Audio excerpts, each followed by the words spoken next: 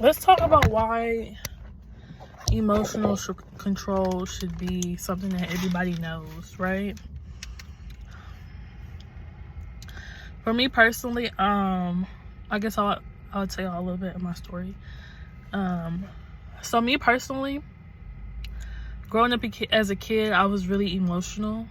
This is one of the reasons I learned to control my emotions.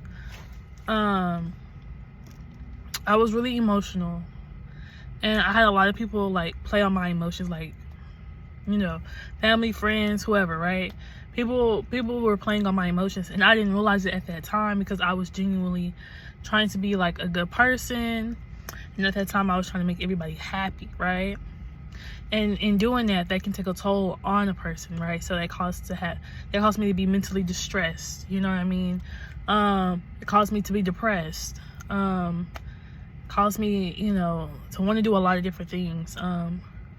Also peed on myself too. So I feel like that was an emotional like trauma wound that I didn't realize until I got older. So yeah. So I was that, and then I was also overweight, which I kind of still am, but I was a much larger than what I am now. I do need to get back in the gym. Actually, this ain't even about that, okay? I was also overweight. I was over 300 pounds then. Excuse me. And in that time, like I said, I was really depressed, right? And very emotional. So when people would trigger me, I would automatically get upset and cry. People piss me off, I would be ready to fight a little bit. Or I just didn't want to be bothered. I had a lot of people around me who didn't support me emotionally, right? So growing up, like I said, I was a sensitive child. So everybody in my family, I was the most sensitive one. So that's why everybody would play on my emotions the most, because I was the most sensitive one, right? So during those times, over time, I learned to control my emotions. Let's talk about some of the reasons I wanted to learn to control my emotions, right? For one, I was tired of crying. I was tired of crying. I feel like I was always crying about something. Not in the way of like, damn, like, I'm always crying. But it's more so in the way of like, damn, I'm tired of people picking at me. I'm tired of people thinking they can just play on my emotions. Like, you know what I mean? So for me, it was just off of that. Like, I'm tired of crying. I don't want to have to cry over so-and-so not treating me right, or, you know, my mom, them not wanting to give me a hug, or, you know, talk to me or something, like, or like, you know, my grandma or somebody making me feel less than, you know, prettier than, you know, I am. Like, I tell myself I don't want to cry over those things anymore, right? Or like just feeling like nobody loves me, right? Because that was one of the things for me too, right? At one point I felt that way, and like I used to cry to God all the time. I used to cry to Spirit, and I used to be like, Lord, I need help. Lord, I'm sad. Lord, I'm depressed. Lord, help me, please. Like, when I tell you, I used to sit in my room and play fucking Kirk Franklin, freaking Fred Hamilton, Mary Mary. Like, I would be in there crying. What's that song by Kirk Franklin? I never forget that song. I literally just had it in my head a couple days ago. It's not that one. I Know That I Can Make It. It was a song. Shoot, I can't think of it. Only song in my head right now is I Know I Can Make It, right? I know that I can stand no matter what comes in my way. My life is in your hands. And like, I used to take those songs so personal because like I really felt like I was in the fucking video. Like, that was me. Like, I'm like, that's me. That was me, right? And so now I'm more stable and more mature. So those were some of the reasons you know, I did that, because it was hard for me. Like, it was hard for me having friends, like, and keeping friends over time, especially once I became more emotionally like mature, and I started to understand my emotions well. So it was a little harder to keep friends, because when you know the intentions of others, you just know, like, okay, like, I can emotionally, like, I can, on top of that, I'm an empath, right? So you feel the emotions 10 times as much as everybody else, right? And you feel energy just as much as everybody else. So once you understand emotions, how to control those emotions, understanding whose energy is yours and what's not yours, it's easier for you to, like, understand people, if that makes sense. And actually, you'll be able to understand people a whole lot quicker, faster. Like, I can talk to a person and tell what kind of time you're on. I can really, like, first glance, first view, one conversation, body language, I can look at it, like, I can literally look at almost anybody and I can know, right? So it's just like, but that's just me. At times I have my disbeliefs about it, because I was like, am I really that emotionally intelligent? But I am. I really am, because I haven't been wrong yet about somebody. But the only way I was able to understand that is by controlling myself. Because if you're too far in your emotions, because this is one thing I've also learned, when you're too far in your emotions, you can't discern, right? When you're too far in your emotions, you won't be able to tell whose is who. So you have to be able to control yourself. You have to control how you feel. Even though I know it's so many times, like, I wanted to cry and I'd be like, damn, I don't want to cry right here, right now. But I had to tell myself to stay strong, right? And God was like, stay strong. Because, like, these are, like, turning points in my life, right? So, even with dating, like, I dated unemotional available men, right? Narcissistic men, toxic men, let's just say toxic men. I dated a lot of toxic men, and that stimulated from my lack of control when it came to my emotions. And on top of that, I was dealing with men that I grew up with, right? Because these are the men that I saw. I saw cheaters, I saw liars, I saw narcissists. Like, I haven't seen any real healthy males in my life. Like, there's nobody that I can really think of, like, in my family or anybody that I can just say are really, like, a healthy male. Like, who ain't, I don't know nobody who ain't cheated. Like, I don't know, like, that many. Like, you know what I mean? Like, so for me, like, I didn't have that, right? So in that time, I had to learn to figure out what I wanted from a man, right? Not only what I wanted, what I didn't want. Right? And seeing how my family was, it made me realize, okay, I don't want those kind of men, right? I don't want men who drink all the time and all up in everybody's name on my faces, you know, can't keep nobody, you know, like, I don't want that. Like, I want somebody that's loyal, stable, you know, who's committed, like, who can build something. Like, I have a lot of successful men in my family, don't get me wrong. Like, we have a lot of handsome people in our family, but when it comes to marriage, like, our men are not low, but, like, they lack a certain, like, emotional thing. And I know, like, I love my family, don't get me wrong, but I can tell, because I've learned emotional control, what it is that other people are lacking. And it's not just to be like, oh my gosh, let me see what they're lacking. No, it's just me talking to people and I'm like, oh, so this and that. And I'm like, in my mind, I'm already processing. You see what I'm saying? I know a lot of people aren't going to understand, but in my mind, when I see people, my mind is already processing. Like, sometimes I can't even control it. So I really can't control it. It just happens, right? It's just my God-given talent and gift. You know, thank you, Spirit. But it's like my mind, that's just how my mind works. My mind analyzes everything. Like, people walking by, I'm analyzing. My eyes, analyzing. Everything, analyzing. I analyze everything. That's another reason why I'm able to go into, like, different jobs and corporations, and I'm able to see where they're lacking, because I know how to analyze. A lot of people don't know how to analyze. They go into facilities, jobs, companies, they meet people, and they just go with the flow, right? Nobody's 10-10 on the clock.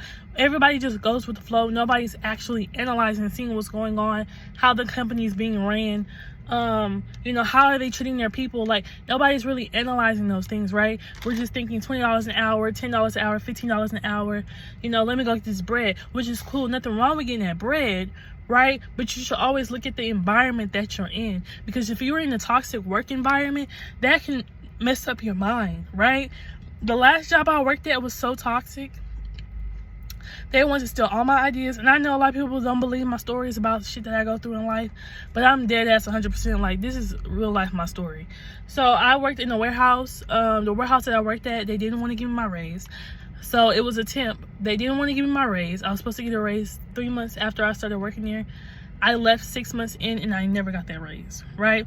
I talked to 3-4 different supervisors about that raise, never got that raise. But they were quick to have me training people. They were quick to come and ask me for help, quick to come and this and that, right? They didn't want to acknowledge me as who I am, right? And what I could offer, because they didn't want to look small, right?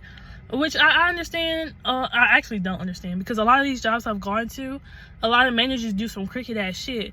And it's like, what the fuck? It's people out here, excuse my language, but it's just people out here who, like me, who really working hard, who really out here, you know, trying to improve things that are going on, like, around them and stuff. Like, because when I go to a job, I love to improve, right? There's no job I haven't gone to that I haven't found a way to improve.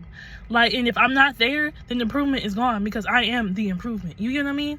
But at the same time, it's just sad when you put so much work and effort into people and things and jobs and you don't get that back, and that takes a toll on your emotions, right? And if you don't have emotional control, that shit's going to take a hold of you, and the next thing you know, you're not just fighting yourself, you're fighting this job, you're fighting your own demons, you're fighting your kids, you're fighting, you know, your husband, you're fighting food, your weight, you're fighting stress, you're fighting everything.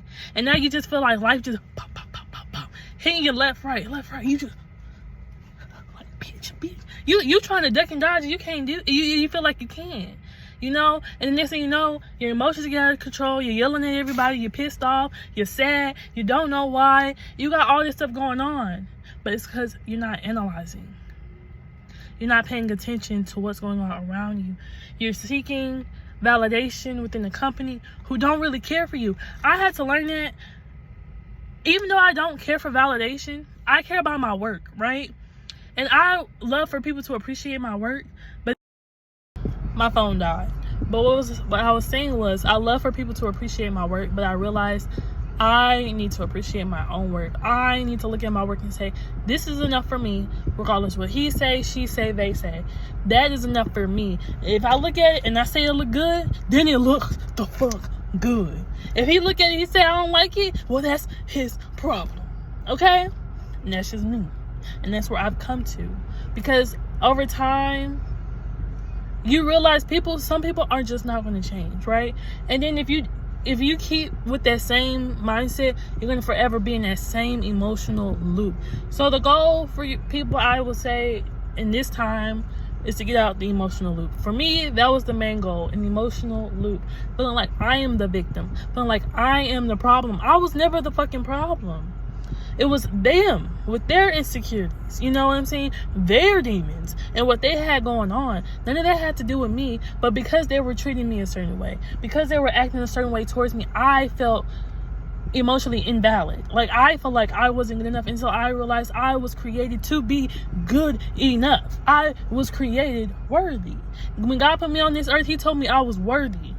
So I'm not letting no man take that from me. And that's what I told myself over time. I told myself, I vow to not ever let another motherfucker come and play with me. And I told the Lord, I will never let a motherfucker come and play with me again. I promise you, I told God, I said, Lord, I'm making a promise right now. I will never let it happen again. And then, you know, in at times, we can get lost, you know? And it does happen, because I've had it happen. Where you have a relapse and you go back and you realize, wait, why am I still going? It's like every time I do this, I go here, I go there. It's like I'm resetting. And then I had to realize I'm resetting myself, right? Because I'm going to a new place and I'm trying to, you know, relax and see how everything is going. And then people take that as, oh, let me play with her. Oh, let me see how much I can get over her. You know what I'm saying? And it's like, no, the only way that's going to stop happening is if I stop resetting. You get what I mean? I know this ain't going to make a lot of sense to people, but for the people who did get it, they get it. And I hope that people are able to understand and open their minds in a way that they were able to understand and express what I'm saying in a way that, like, it processes here, you know? So, Sorry, it's burp. But being emotionally stable is very, very important. I'm gonna put this video out. But being emotionally available is important. But also being emotionally closed off. You have to know when to be available and when not to be available. Open your heart, close your heart. Be open-minded, be closed-minded. Because there are people who are going to come in your life and try to play with you. There are people who are going to come in your life try to get you to change your mind. There are people who are in your life trying to manipulate you. And from what I've learned, if you do not create this kind of mindset and you continue to let people play on your emotions, people will intentionally ruin your life. Intentionally. I've had people in my life intentionally trying to ruin me. It be your own family. I've had people in my family try to ruin me. It be your own family. Like, it be the niggas that's sitting in front of you every day who want to ruin you. And you be thinking like, no, there's no way. You thinking there's something wrong with you. There's nothing wrong with you, babes. You're seeing exactly what it is. They want to fuck your life up. Intentionally. Not because, oh, something just happened. It's just life. No.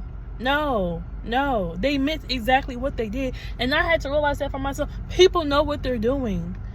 People know what they're doing. It's people out here I've seen, they wanted me to stay broke.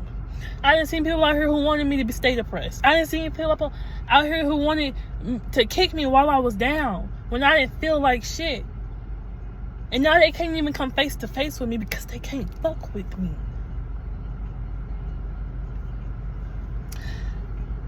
I think if people were more emotionally intelligent, the world would be a whole lot better.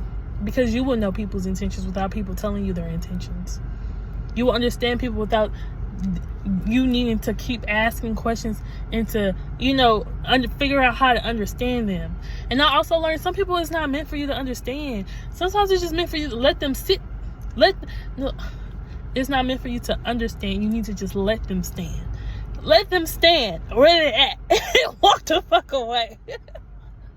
Let them stand while you walk away. They can stay stuck, but that don't mean you gotta be stuck. You know what I mean? So that's all I want to say about emotional control.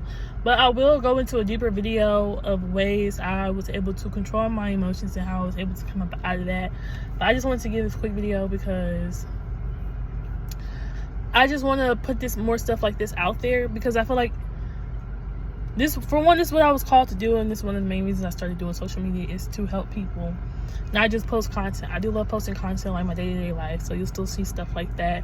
I will be posting stuff more spiritual, because I do feel like there's a miscommunication and misguidance when it comes to how the spiritual works and then how the physical plane works together, right? Because whether people know it or not, or the people in a minute or not, we work with spirit all day, every day, going throughout our lives. God is always showing signs. God is always teaching lessons. Like, he's literally the biggest teacher we have, right? Like, we go to school, we listen. Like, some people listen.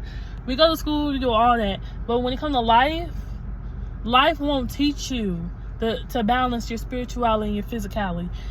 Life don't teach you how to control.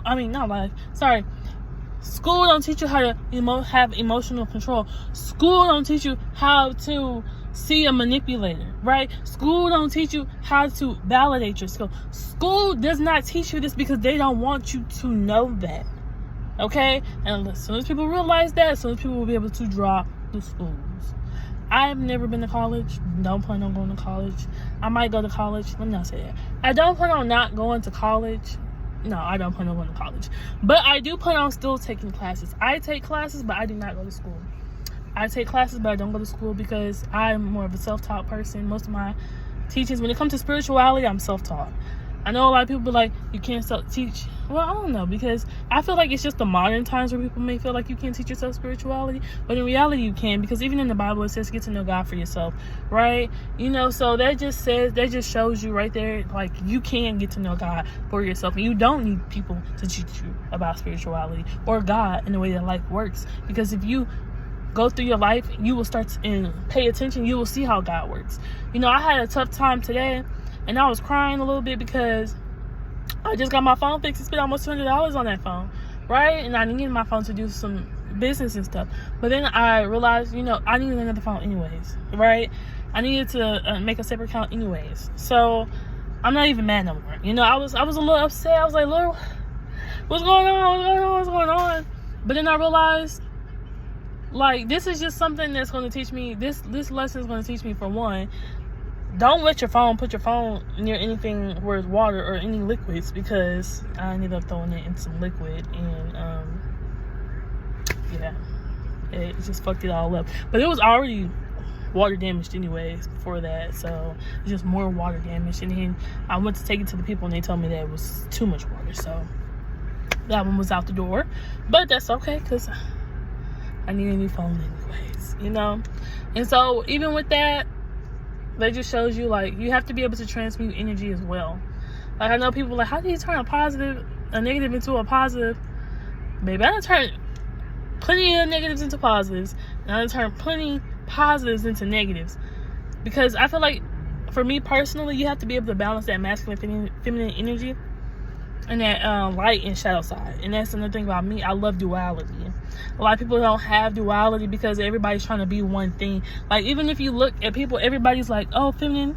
It's like feminine, masculine. But nobody talks about the co-creation of the feminine and the masculine. Everybody wants to separate the feminine from the masculine, but in reality, they co-create together. So I don't know why we're still trying to separate the feminine and masculine energies instead of just co-creating with both energies. Like, I'm a straight female, but I still embrace my masculine energy. And I also embrace my feminine energy, because at the end of the day, yes, I am a woman physically, but I also have masculine in me as well. So I'm not going to deduct it and say, oh, it's bad, because the masculine energy is just more of the shadow side, right? Feminine energy is more of the lighter side, the softer side, That's why you have a lot of men who have trouble with their femininity. So we have a lot of dark masculines.